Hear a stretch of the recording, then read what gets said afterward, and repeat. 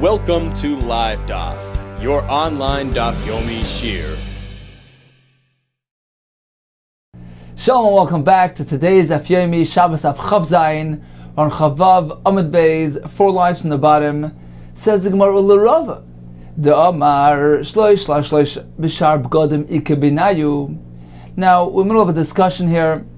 We brought a ton of debate of Bishmoil, who taught us that in order for a beged to be makabel tuma, to be susceptible for tuma, whether it's tumas negoim, to become tummy when it has a nega, or tumas shratzim, to receive tuma by touching a sheretz, in order for it to be considered a beged in that regard, it needs to consist of exclusively either semer or pishtim.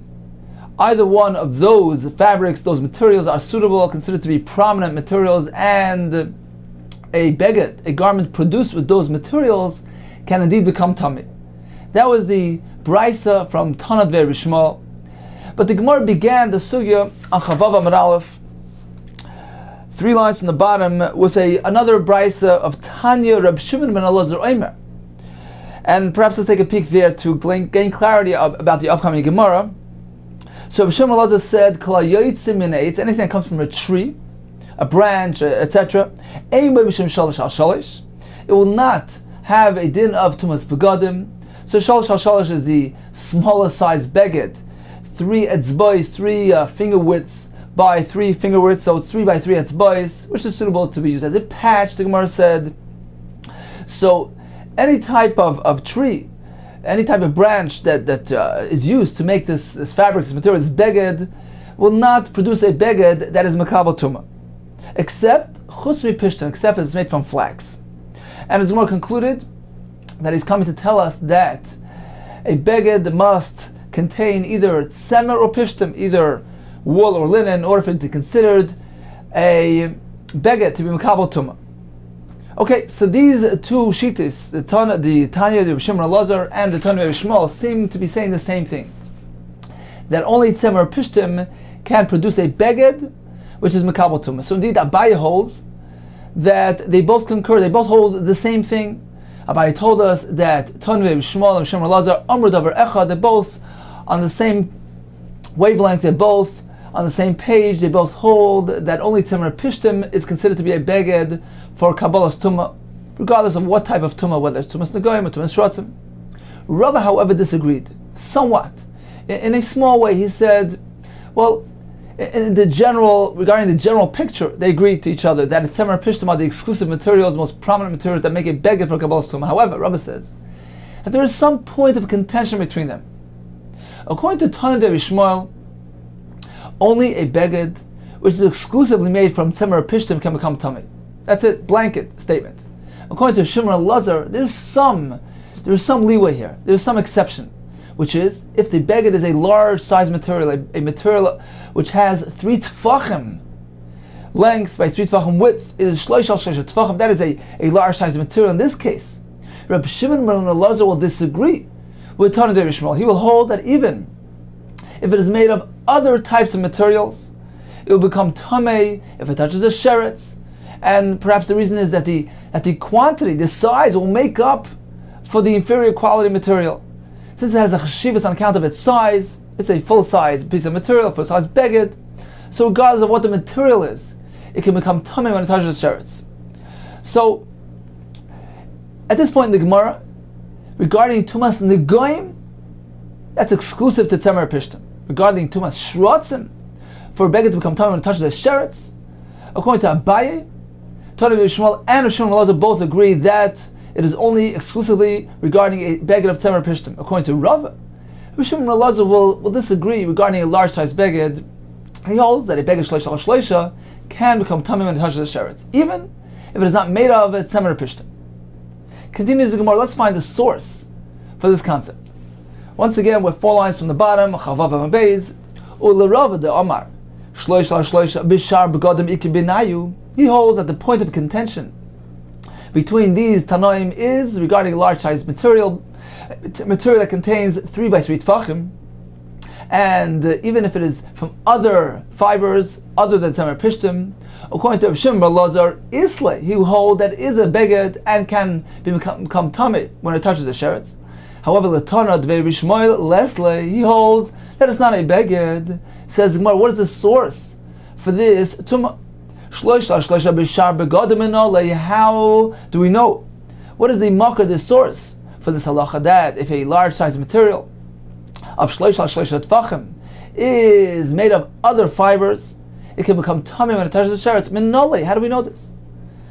It says more nafka, we learned it from an extra word, me'oi beged. The word oi in the pasuk of Tumas Shrotzim, when the Torah describes a beged becoming tummy when it comes to contact with the sheretz, the Torah adds the words oi, and that is coming to be married to include a beged which is comprised of other types of materials. Continues the word the Sanya, and Rashi deletes the word the Sanya. He holds that it was merely Rava speaking here to find a source for this halacha. Tosfos disagrees. Tosfos says this is a brayso brought later on the Gemara. In any case, the Gemara continues and says as follows: beged. So if the Torah would simply say beged, which can become tamei when it touches the sheretz, ain't a beged. So I would only know that a true, bona fide, legitimate, high quality, high status beged made of tzemer pishtim, that can become tamei when it touches the sheretz. However, shloisha b'shar b'gadim einayin, how do we know that even if it's made of other fibers and it's a large size material, 3 by 3 tefachim, it can become tamei when it touches the sheretz? Tamar loima oi. That's why the pasuk adds the word oi, which is a ribui, to include even this type of scenario. So this is Rava's source for this halacha. However, Abaye, who disagrees with this, Abaye holds that according to Tanei Shmuel and the Shmuel Lazar, there's no allowance for other fibers to become tamei, even from his sheretz. So what is he going to do with the word oi? Va'abaye, hi, oi, beged, my yavedle. What is he going to use this word for? What is he going to be derish from this word? And says the Gemara, he needs it for a different thing. Le rabbis, sholish al sholish, bet semer pishtim, the metame b'shrotzim. Abaye says as follows: the pasuk, had it only have said beged, I would suppose was speaking about a large sized beged, a prominent beged, a beged choshev. How do we know that even a small size material, only a small patch of 3 etzbais by 3 etzbais, which is of tzemer pishtim, of course, how do we know that too can become tamei when it touches the sheretz? That's why the pasuk needs to add the word oi to include even that case. So according to Abaye, the Torah is not coming to include other fibers, other materials, other than tzemer pishtim, wool and linen. The Torah is merely speaking about tzemer pishtim, because that is the only type of fiber that can become tamei even if it touches the sheretz. Therefore, when the Torah is coming to add something, it's not coming to add with regard to a different type of fiber, but rather regarding the size, the dimension of the material. Even if it's a small size material, even if it's only used as a patch for a poor man's clothing, it can become tamei with a sheretz. But again, provided that it is made of tzemer pishtim. Okay, so the word oi is coming to be marbit to include something, according to Rava, coming to include a large size material which consists of other than tzemer pishtim, according to Abaye, a small size patch of tzemer pishtim. Says Rava, if so, how's Rava going to know this halacha? That even a small patch of tzemer pishtim can become tamei if it touches the sheretz. Says more simple, Gali Rachman Negabe Negoim, Vadin L'Shrotzim. The Torah has already stipulated this halacha regarding Tumas Negoim, as we learned yesterday that the pasuk says V'ha beged, which is a ribui, and that is coming to include even a small patch of tzemer pishtim that can become tamei if a nega is found on it. If so, says Rabbi, the Torah reveals to us this concept by negoim. We're going to carry it over to shrotzim as well. Why should we differentiate between the two? So we know already that even a small patch can become tamei, whether from a nega, whether from shrotzim. There's no need for the Torah to come teach us that specifically here. And if so, the pasuk va'oi, the word va'oi is an extra word. Evidently, it's coming to include even other materials. Counters Abaye, va'abaye ikel mifrach. You can't bring it over from negoim. There's a way to differentiate between the two. We know that the Tumas Negoim has an exclusive element that even shesi ve'erev, even mere threads which are prepared, which are spun for the weaving. So the shesi is the threads that are meant to go horizontal. Erev, the ones that go shesi, is the one that goes vertical. Erev is the one that goes horizontal.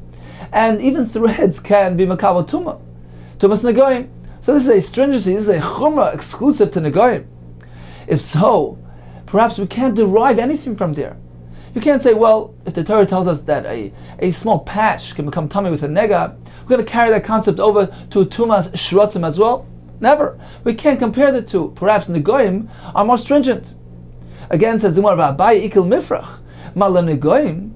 Yes, we find this concept of a patch becoming tummy by negoim, but that's because it's more chomer shekain shesi ve'erev metame behem. However, shrotzim don't have that chumrah. Therefore, we can't derive one from the other. We need a specific word, a specific pasuk, to teach us that even a small patch can become tummy from tumas shrotzim. So the word oy indeed is needed for this, and can be used to include other materials. Ve'idach, and Rava responds as follows: So you maintain that negoim are more stringent. If that is the reason why the Torah needs to teach us the halacha here as well, because we can't learn it from negoim, okay, I have another option. I have another solution.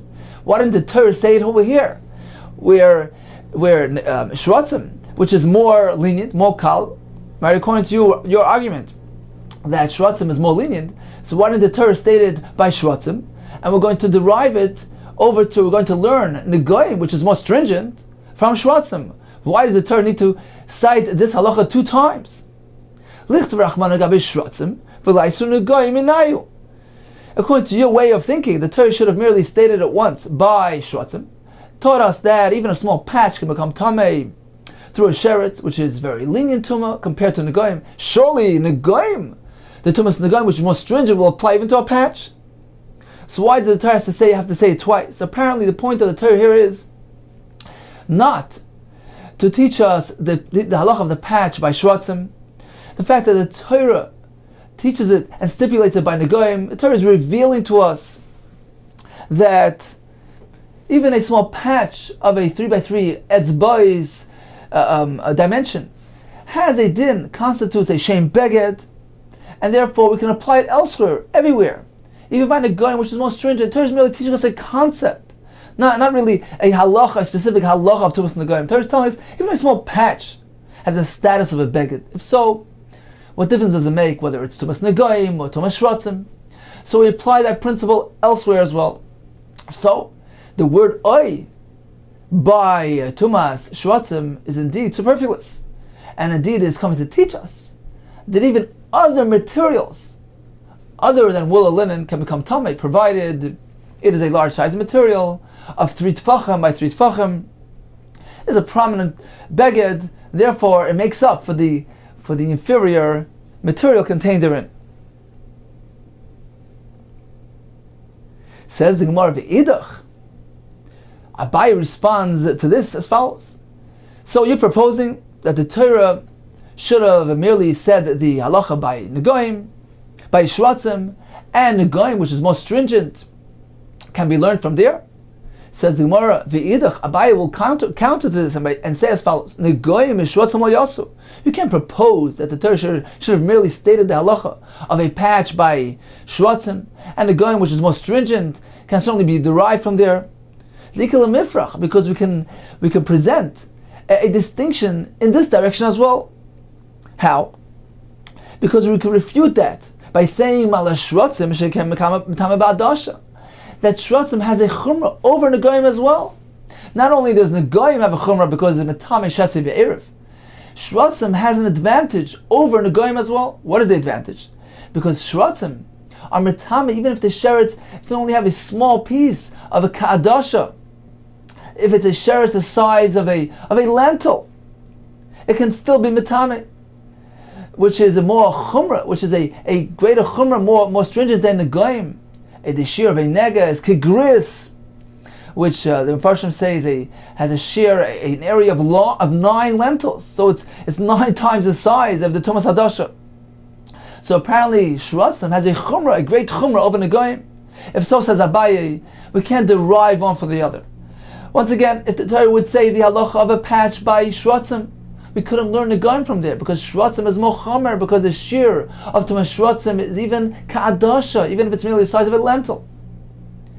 On the other hand, if the Torah would say the halacha of a patch by negoim, you couldn't learn shrotzim from there either. Why? Because negoim have a chumrah that it is metamai, even merely threads, shasi ve'erev. If so, the Torah needed to stipulate this halacha of a patch in both locations, in tumas negoim and in shrotzim as well. And if so, there's no extra words here. The word oy is meant to teach us the halacha of a patch of a small size material by tumas shrotzim, and it's not extra. According to Rabbi, however, it is extra, as we explained, according to the words of Tosfos, that since the Torah tells us this halacha, teaches us this concept by negoim, it's merely a revelation, it's a gilim milsa, to reveal to us the concept, the definition of beged. Even a small patch constitutes a shem beged. With regard to tumah, regardless of what type of tumah, we could apply this concept to tumas negoim, to tumas shrotzim. If so, there was no need for the Torah to specifically teach us this concept by shrotzim. If so, this leaves us with an extra word of oy. And apparently this is coming to include, says Rava, even other materials, if it is shleisha tvachim. So, let's make a short summary of the Gemara up until this point. So, regarding the tumah of shrotzim, we know that a shesi ve'erev, threads, will not become tamei when touching a sheretz. This is agreed upon all, Abaye and Rava. What about a small patch, a patch which is 3x3 etzbois of tsemer upishtim? Could that become tamei through a sheretz? Certainly. The question is where that is derived from. According to Abaye, from the word oy, it's an extra word to include even a small patch. According to Rava, it is simply derived from the fact that the Torah revealed this concept by negoim, and that is carried over to shrotzim as well. What about other materials? Can they become tamei through a sheretz? According to Abaye, nothing doing. Certainly not. There's no allowance at all. According to Rava, if we're speaking about large size material of shleish tvachim, it can become tamei even if it consists of other fibers other than tsemer pishtim. It can become tamei through touching a sheretz, and that is derived from the word oy, which is coming to include that as well. And this is the shita of Rav Shimon Lazar, who tells us that when it is a large size material of shleish tvachim, it will become tamei through a sheretz, even if it's not tsemer or pishtim. However, according to Abaye, Rav Shimon Lazar and Tony de Rishma both agree that there is no tumah by other materials of non-tsemer pishtim. Now we must stress that again, this is only regarding tumas shrotzim. All agree that regarding tumas negoim, this is certainly restricted to negadim that contain only tsemer or pishtim, because we have a pasuk that stipulates the halacha very clearly that only tsemer pishtim are tamei through negoim. Continues the Gemara. Amar Abaye, Hai Tana Dvei Rishmal. So we had one Tana from the Beis Medrash of Rishmal who taught us that a beged may only consist of tsemer pishtim. To have a din of a beged, to become tamei. Says Abaye, we have a seeming contradiction between two Tanaim who taught differently. They were both from the Beis Medrash of Rabbi Shmuel, and they both taught the halacha differently. Says the Gemara, Amar Abaye, Hai Tana Dvei Rishmal. This first Tana, Dvei Rishmal, mapik, he discards, he preempts, he disputes. He's diametrically opposed to another Tana from the same Beis Medrash. Mapek mi'idach, from the other Tana Dvei Rishmal. The Tana Dvei Rishmal, we have a second brisa from another Tana from the Beis Medrash of Rishmal as follows. Beged, so the Torah tells us that a beged can become tamei if it touches a sheretz. Ainli ela beged tsemer pishtim. So that's only regarding a beged that contains tsemer pishtim, as we know from the Goyim. What about other materials? Minayin l'Rabbi tsemer gmalim. What about a beged that contains wool of camels, v'tsemer novim, rabbit hair, noitzashal izim, the hair from the goats, v'asharayim, v'akolach, v'asrikim, all types of silk. How do you know that they too can become tamei if this beged touches a sheretz? Talmud loymar oy beged. So the word oy is extra, coming to include other materials. Says Abaye, this Tana is being chaylak, disputes, is diametrically opposed to the first Tana, the Rishmal. Because according to the first Tana Rabbi Shmuel, only a beged of Tzemer Pishtim will become tamei when it touches the sheretz. According to this Tana Rabbi Shmuel, any material suitable, a beged which is produced from any type of fiber, whether the camel's wool, the rabbit hair, silk, any type of material, will become tamei when it touches the sheretz. So you have a machlekes between both Tanoim. Says the Gemara, perhaps we can have a different approach to reconcile between them. Rava Amar, no, let's make peace. Ki lesle lahach Tana, Rabbi Shmuel. Let's reinterpret the first Tana. The first Tana who told us that a beged is only if it is exclusively made from Tzemer Pishtim, and otherwise it is not considered to be a beged with regard to Tumah. Ki lesle lahach Tana Rabbi Shmuel, b'shar b'gadim. He holds that other types of b'gadim are not a beged. That's only when it's a small patch, sholish al sholish. So it's a small, insignificant piece of material. If so, at least have been made, produced from prominent type of material, tzemer pishtim. But if it's a large piece of material, large piece of fabric, of shleisha al shleisha, islay. Even according to the first Tana, that is considered to be a beged, even if it's made of other fibers. If so, says Rava, we can reconcile between both Tanoim. The first Tana Rabbi Shmuel and the second Tana Rabbi Shmuel, both saying the same thing. They both hold that if it's tzemer pishtim, then it can become tamei from a sheretz, regardless of its size. But if it's other fibers, other materials, then it depends. If it's merely a small patch, an insignificant portion of material, then indeed it needs to be from tzemer pishtim, which are prominent fibers, prominent type of materials. If the beged is a large size beged, if it's a material which has a size of 3 tefachim by 3 tefachim, that is a chashav piece of material. That is a true beged. And if so, it can consist of any type of fiber, even other than tzemer pishtim, and it will become tamei if it touches the sheretz. So that's Rava's approach to reconcile these two Tanoim. Says in 1 second. This doesn't fit with Rava's statement earlier. Didn't Rava already tell us? Shloisha b'shar b'gadim is the point of contention between Rav Shimon Elazar and Tana Rabbi Shmuel.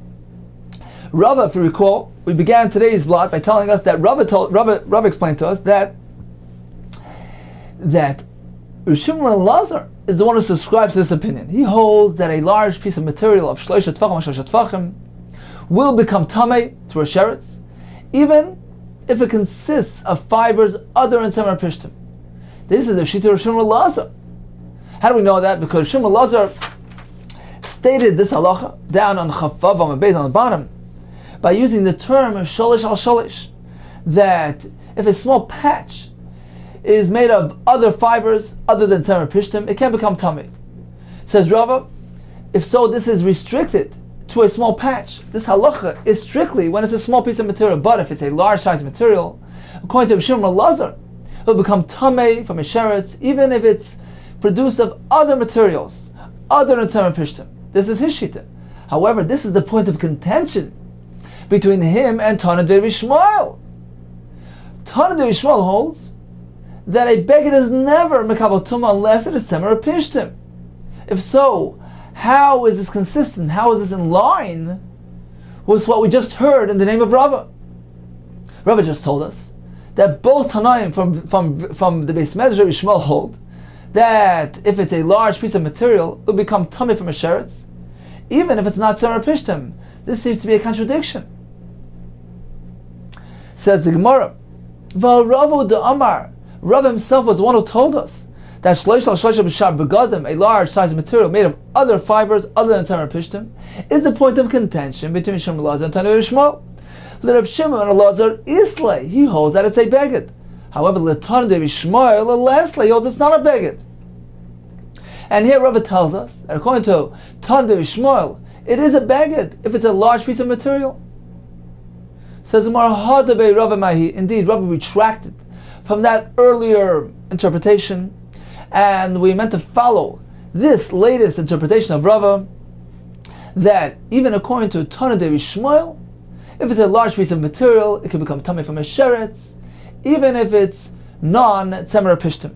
And indeed, the Mefarshim is trying to explain that Rabbi was trying to reconcile between the both Tanoim of the Beis Medrash Rabbi Shmuel. Perhaps the reason is because you can say the reason is because we assume that they heard the halacha from the same Rabbi. So it makes sense that they are both saying the same thing. So rather than present them as two diametrically opposed shittas, Rava proposed to join them and put them both on the same page, that they both hold that if it's a large size of material, it will become tummy through a sheretz, even if it's non-tzemer pishtim. The discussion of tzemer pishtim is only with regard to a small patch, a shalish al shalish, a tiny piece of material. That indeed cannot become tummy from a sheretz when it is non-tzemer pishtim. And certainly, as we said earlier regarding the goyim, it is exclusive for tzemer pishtim. The Gemara proposed an alternative here. Harav Papama, this attempt to reconcile between the two Tanoim was actually not Rava, because Rava will not be consistent with his earlier statement. It was actually Rav Papa. Rav Papa meant to join the two Tanoim together by giving the following explanation. It says Rav Papa Amra. Rav Papa Amar, Af Kollel Lasui Kalayim. Rav Papa explains as follows. So we have the second Tana from the Beis Medrash Rabbi Shmuel, who tells us that any type of beged, any sort of fiber will become tummy through a sheretz. This is very clear. He learns from the pasuk of Oi, it's coming to include anything. Says Rav Papa, this is exactly the same shita as the first Tana, Dvei Shmuel. Now, the first Tana, Dvei Shmuel, told us that just as we find by Negoim, a beged is only if it consists of tzemer pishtim. Af koil, these are the words up on Chavav and Beis, 6th line from the top. We derive from a binyan av, from Negoim, that af koil, so too everything, meaning wherever else it says beged, it is only tzemer pishtim. That's how we learned, that's how we interpreted, that's how we presented his opinion until now. Says Rav Papa, no. Af koil, this comparison of af koil, we're comparing everything to Negoim, and we require strictly tzemer pishtim. It's not referring to tumah. A beged can become tamei from a sheretz even if it's not tzemer pishtim. What then is he referring to when he says af koil? He's coming to compare this concept. He's going to apply this concept to where? To kalayim. That just as we find that tzemer pishtim are unique to Negoim, kalayim is uniquely a mixture of tzemer pishtim and no other type of materials. He's not discussing tumas begadim. Certainly he agrees that regarding tumas begadim, a beged doesn't need to consist of tzemer pishtim. It can be made of any type of fiber, just as the second Tana, Rabbi Shmuel, stated clearly. So there's no machlokes between them, not discussing the same topic. He's discussing tumas begadim. The first time he's discussing kalayim. Once again inside, Rav Papa Amar, Af koil asui kalayim. Says one second.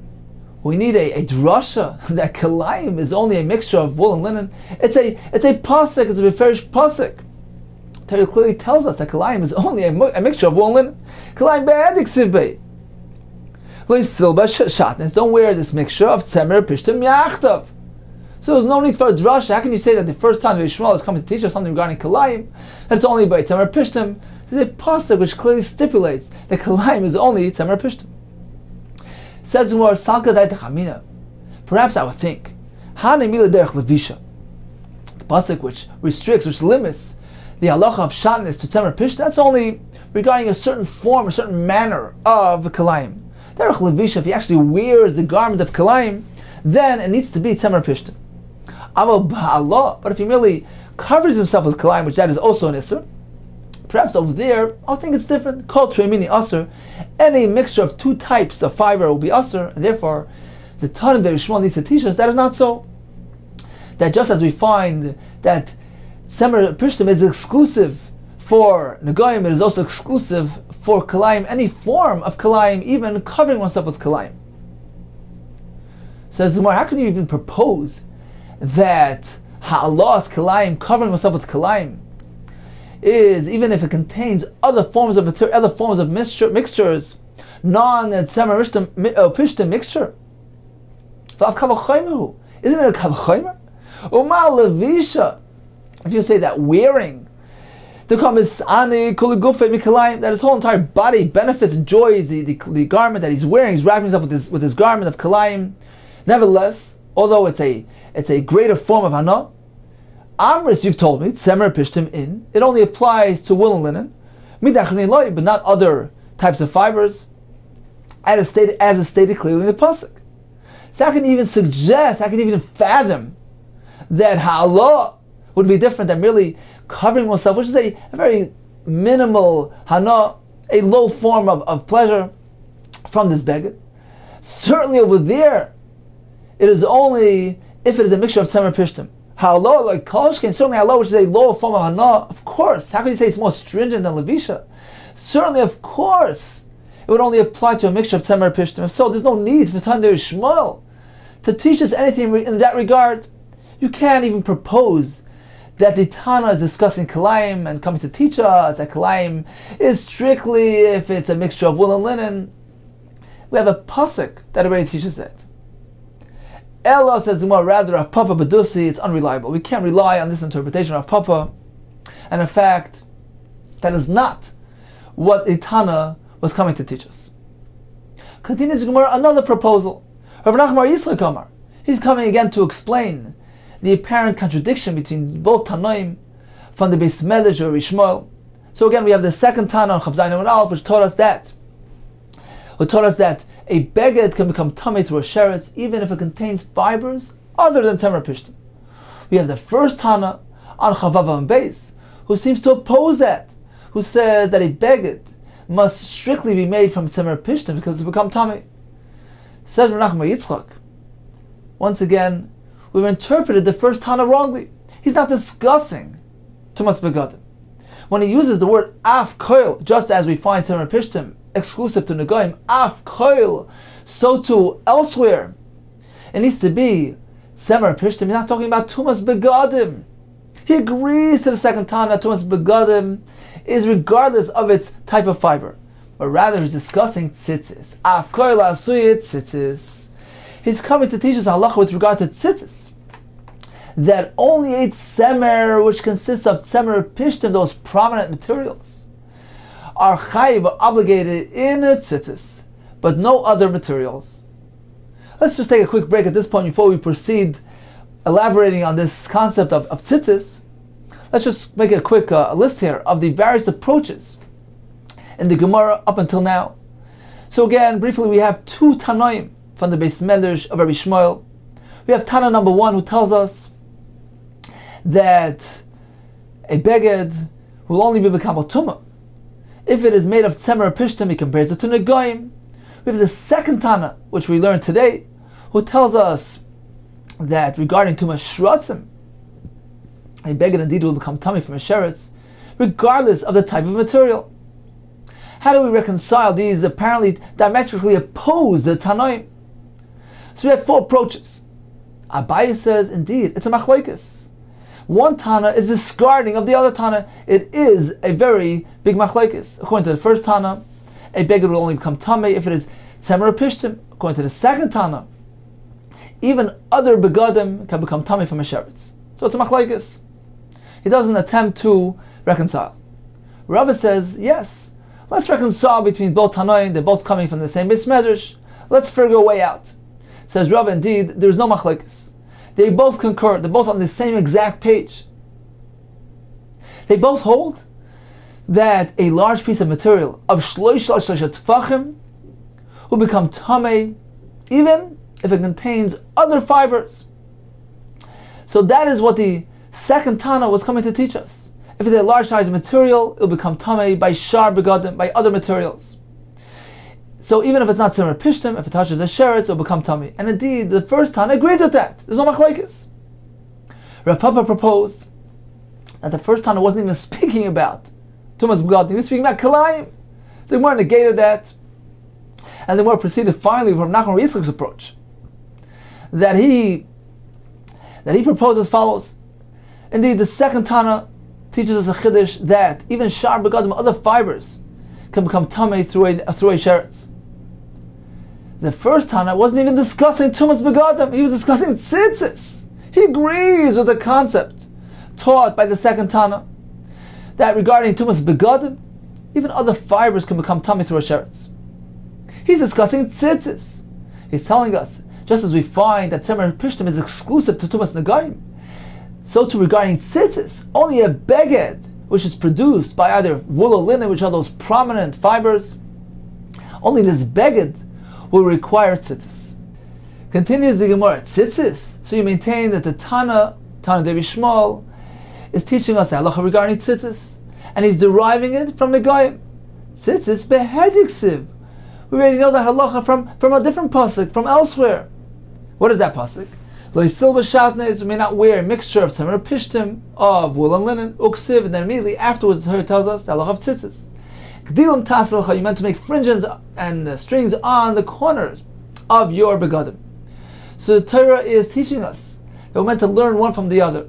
This is the drush of smuchim, the fact that the Torah places two items next to each other as an indication that we're meant to derive one from the other, and we're meant to learn that the chiyuv of tzitzis only applies to a beged of tzemer pishtim, just as the concept of kalayim is only applicable to tzemer pishtim. So why do we need another source for the same halacha from the guy? We already know it from this drush. Says the Gemara, this is not sufficient. This pasuk alone wouldn't really be a clear proof. Why? Perhaps I could interpret this pasuk as Rava did. He did it very differently. Says the Gemara, the Rava asked a contradiction, a stira between two psukim. Ksiv hakanaf min kanaf. The Torah tells us that tzitzis are meant to be placed on the corner. The pasuk says, Daber b'nei Yisrael v'amart aleim v'oslam tzitzis al kanfei bigdeim, on the corners of their garments. So the Torah already tells us the location of the tzitzis, on the corners. The Torah continues and says, v'nosnu al tzitzis hakanaf psil tcheles. So why this repetition? Why did the Torah need to repeat again, v'nosnu al tzitzis hakanaf, on the corners? We already know it's on the corner. Apparently this is an extra pasuk to teach us a halach. Hakanaf, says the Gemara, min kanaf, is coming to teach us that the actual strings of tzitzis are meant to be the same type of material as the garment. So that's one pasuk. Uksiv, and we have another pasuk. The pasuk that we just mentioned, tzemer pishtim yachtav. The pasuk tells us that just as kalayim is wool and linen, tzitzis is meant to be made from wool and linen. So we see here that the strings of the tzitzis can only be from tzemer pishtim. We have a contradiction.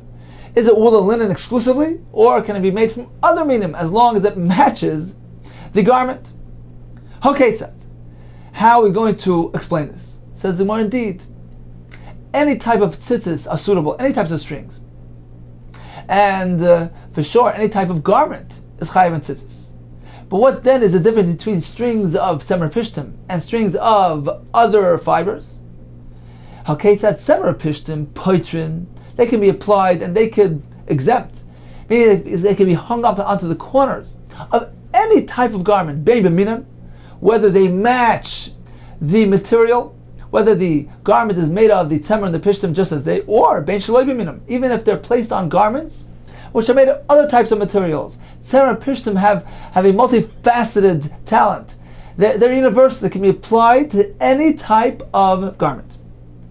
Shar minin, but other types of tzitzis made of other types of fibers, non-tzemer pishtim fibers, be'minam paitrim. Indeed, they can be hung up onto a beged of their min as long as they match the min of the beged. Shaloi b'minan ein paitrim. They cannot be applied to a beged that does not match them.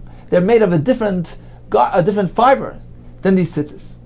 So that's how he reconciles these two psukim. The pasuk tells us that the tzitzis is meant to be min kanaf, match the material that is regarding tzitzis that are non-tzemer pishtim, and they are limited in their ability. However, tzemer pishtim, that's the other pasuk, which seems to single out wool and linen. It's coming to teach us that wool and linen have an exceptional power. They can be applied to any sort of beged, even if they don't match the tzitzis. If so, it's very clear that any beged, even if it's non-tzemer pishtim, is chayav and tzitzis. If so, perhaps I would think that the proper interpretation of this pasuk of Leisil Bashatnis Tzemer Pishtim and followed by Gdilim Tasalcha, that must be interpreted like Rava. It's simply teaching us halacha regarding the ability of the tzitzis of Tzemar Pishtim. They're multifaceted, they can be applied to any sort of beged, but it's nothing to do with regarding the obligation of the beged itself. The beged doesn't need to be Tzemar Pishtim, any sort of material is chayav and tzitzis. Perhaps I would think to interpret the pasuk in that manner. Kamash Malon. That's why the Tana de Rishmo needs to teach us, no, that's not the case. We learn from the Goyim that exclusively Tzemar Pishtim constitute the Shem Beged. Only a Beged of Tzemar Pishtim is chayav and tzitzis and nothing else. Continues the Gemara. Omar Rav Acha the Rava. So he went ahead and he asked the Kasha Rav Ashi. Let's analyze the opinion of Tana de Rishmo. So at this point in the Gemara, according to the final approach of Rav Nachman Rabbi Yitzchak, who came to reconcile between both Tanaim of the Beis Medrash Rabbi Shmuel, and he told us that all agree that regarding Tumas Begadim, any material suitable, it is only regarding Tzitzis that the first Tana came to inform us that the Chiv is exclusive to a Beged of Tzemar Pishtim. Says, well, what is the difference between the two? Why, regarding Tumas Begadim, do you say, well, any fiber is suitable? And that, of course, is learned from the word of Oy, the extra word of Oy Beged, which is coming to include any sort of material. And regarding Tzitzis, you limit it only to Tzemar Pishtim. The term, the definition of Beged in the context of Tzitzis is strictly Tzemar Pishtim. Why? Why that difference? Let's see again. Amar of Acha Rav Ashi, the Tana de Rishmo, Maishna Linyan Tuma. Why is it that by Tuma, the Mar B'Shar Begadim? What is the difference? Why by Tuma does it include all types of materials? By Beged, which is come to include everything. Hachanami, here too by Tzitzis, we will find a pasuk which is coming to be marved to include. Let's include other fibers as well regarding Tzitzis. Lema l'Rabbi Shar Begadim Mashar Techasaba. This seems to be an extra pasuk that a Beged, which has 4 corners, is chayav and tzitzis, and the Torah adds a couple of words. Ashar techasaba. It's a Beged that you will cover yourself with. So apparently it's an extra, it's redundant, it's superfluous words. So the Torah is coming to be marved to include something. Let's propose that the Torah is coming to be marved by other material, other fibers. Says Zimar, who? Those words Ashar techasaba indeed are coming to be marved, but it's coming to be marved by something else. And it cannot be used to teach us that other fibers are chayav and tzitzis. What din is it coming to include? It's coming to include the ksus, a garment of a blind man. Why would I think that it's pater? The Sani, as we learned in the Bryce, Re'isam Oisai, we're meant to see the tzitzis, prat ksus laila, it's coming to exclude a nighttime garment. Because it's dark at night, you can't see. So the Torah is going to exempt a ksus laila from tzitzis. So you say the Torah is going to exempt a ksus laila, a nighttime garment. Or perhaps the Torah is coming to exclude something else, to exempt ella pratik suma. It's coming to exclude the ksus, the garment of a suma, blind man, since he can't see, so he's not included in the Risa Moisai. Sadly, to go this way and exempt a ksus laila since it's dark. Go the other way, exempt Eksus Suma, because he can't see, and be machayiv, obligate Eksus Laila. Says when the pasuk uses an inclusive term, come to marry something with the word Ashar Techasaba, Eksus Suma Amar, apparently it's coming to include the Eksus, the garment of a blind man.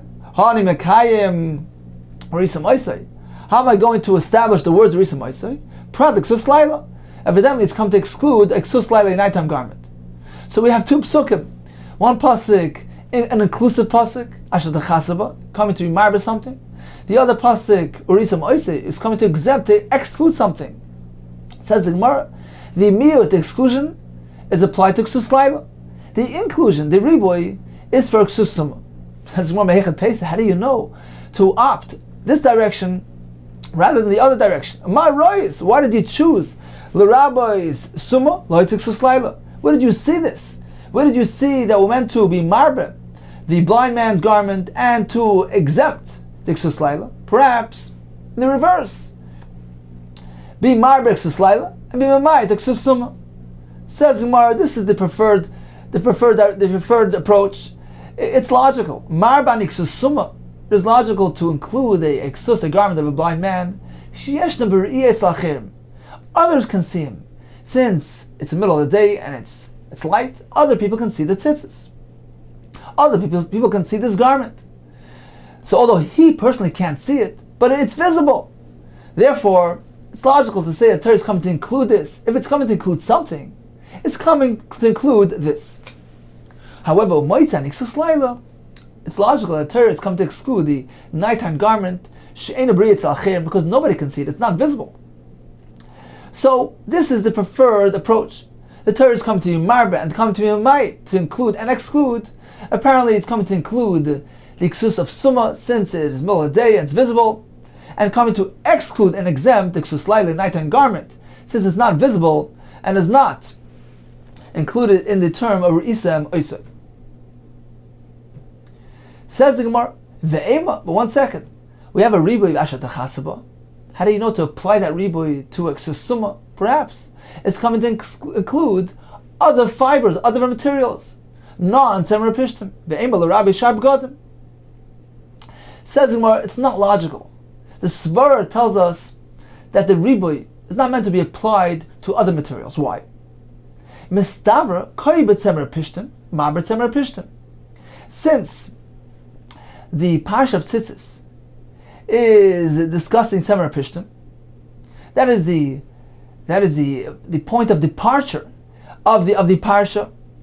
That is the basic assumption that tzitzis must be from tzemer pishtim. Why? As we mentioned earlier, since the pasuk states the mitzvah of tzitzis next to the pasuk of shatnez, the silba shatnez, tzemer pishtim, and then proceeds with dilum tasalach. So the basic understanding is that tzitzis needs to be from tzemer pishtim. So it's not logical to say that the Torah is going to be marba a non-tzemer pishtim item. The first assumption is that the Torah, when it's come to marba something, the Torah which discusses tzemer pishtim and is marba something into that, is coming to include a tzemer pishtim in a different context. For instance, a beged of tzemer pishtim that belongs to a summa. But it's not logical to say that the Torah is coming to marba a non-tzemer pishtim. It says in one inside, Mistavra. It is logical to say, Kayib Tzemer Pishtim. When the Torah is discussing Tzemer Pishtim, and it's come to include something, it will include Marba Tzemer Pishtim, it will include a different form, a different format of Tzemer Pishtim. For instance, a Tzemer Pishtim that belongs to a Summa. But to say that Kayib Tzemer Pishtim, Marba Shar Begadim, to say that when the Torah is discussing Tzemer Pishtim, it's coming to include other fibers, other materials, that is not logical. Therefore, we prefer to apply the riba of the Torah to iksus summa, and indeed a blind man garment is chayiv, but not to include a garment from other fibers. So in summary, regarding the halacha of tzitzis, what about a beged, which consists of other materials, non-tzemer pishtim? According to Rabbi, certainly it's chayiv. According to the Tanna de Rishmael, as we just interpreted according to the view of Rav Nachman Yitzchak, the Tanna de Rishmael is ruling it out. Tzitzis is exclusive by tzemer pishtim. And this is derived from the binyan av, from the goyim. What about iksus laila? A nighttime garment that is pater from tzitzis, as the pasuk tells us, Risa Moise, we meant to see it. What about iksus summa?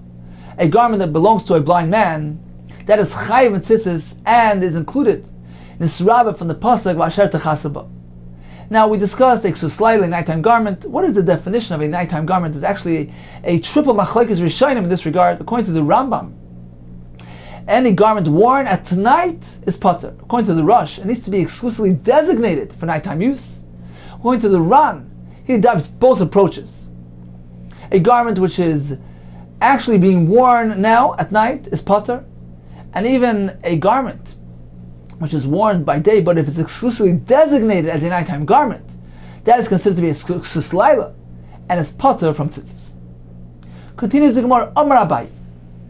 So once again, Abai pierced together some shitas. This apparently was his custom, to group together different shitas. Rabbi, Reb Shimon Elazar.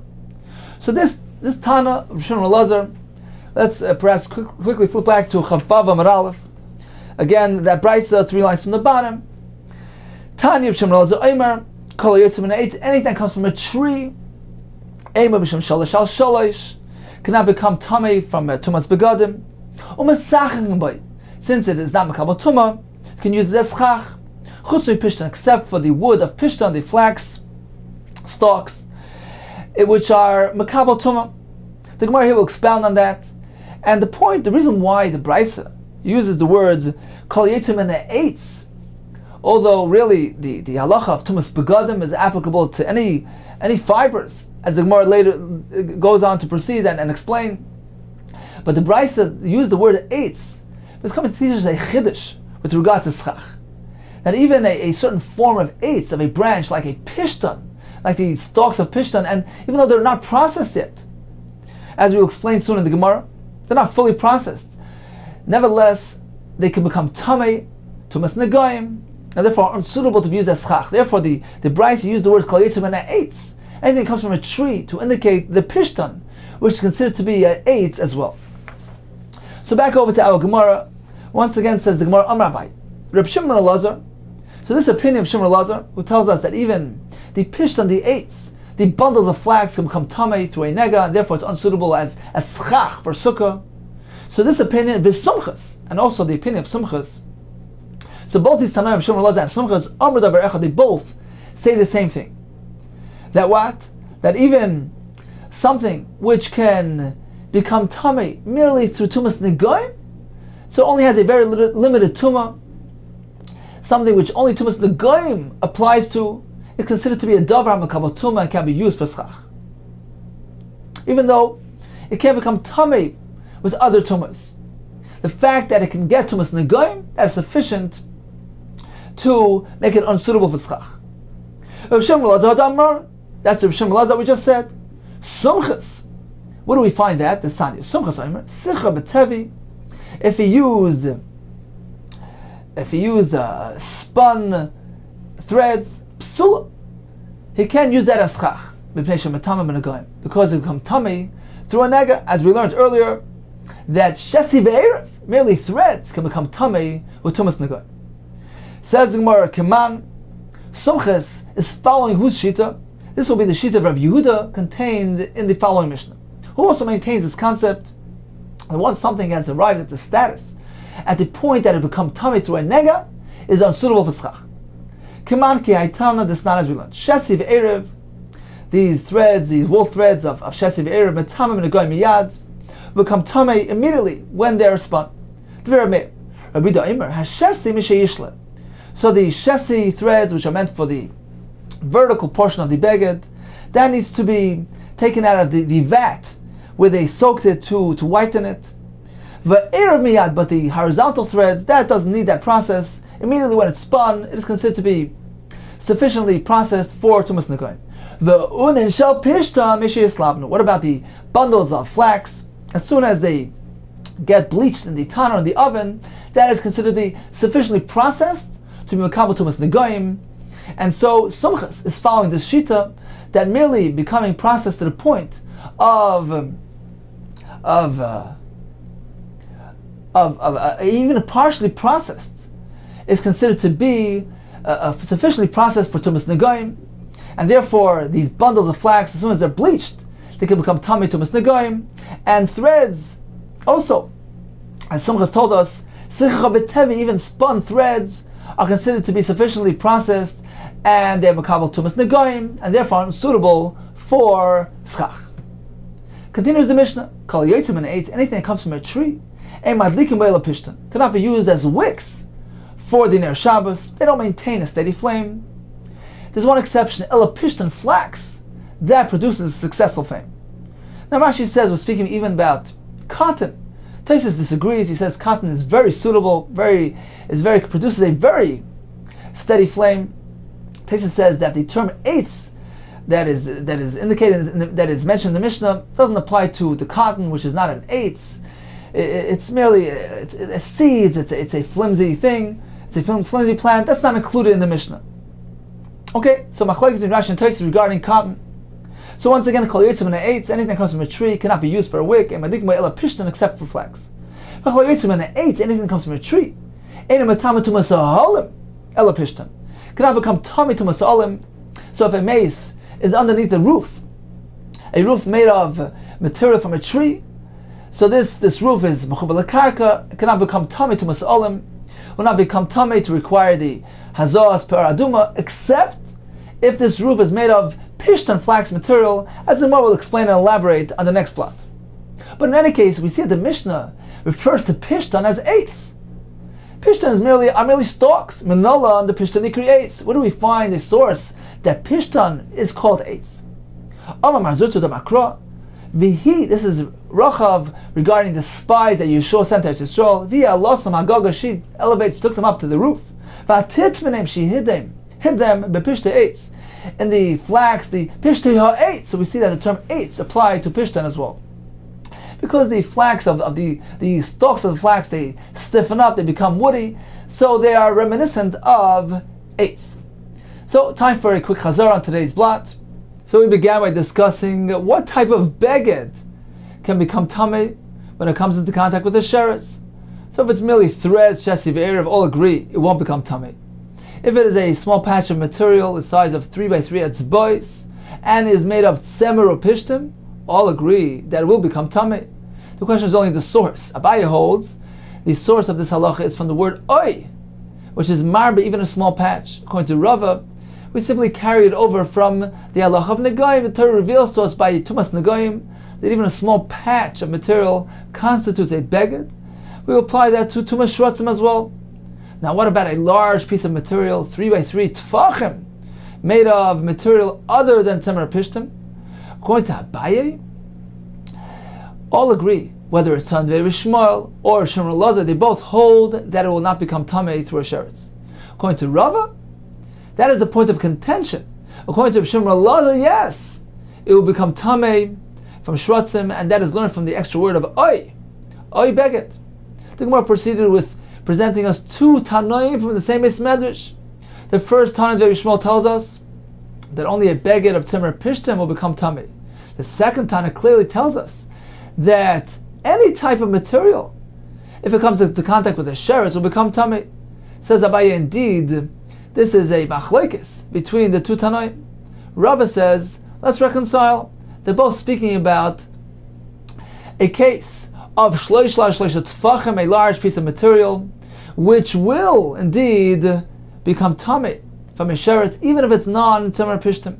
The first time there is Shmuel, who ruled out other fibers, you're speaking about a small patch, but if it's a large piece of material, it will become tamei, even if it's non-tzemer pishtim.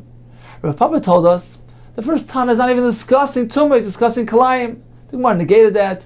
And Rav Nachman Yitzchak's approach was that the first Tana is not discussing tumah, he's discussing tzitzis. Indeed, the Gemara proceeded with the halach of tzitzis. What about a tzitzit? What about a beged of other fibers, non-tzemer pishtim? Indeed, according to the Tanakh of Shmuel, it is pater from tzitzis. According to Rava, it's chayiv.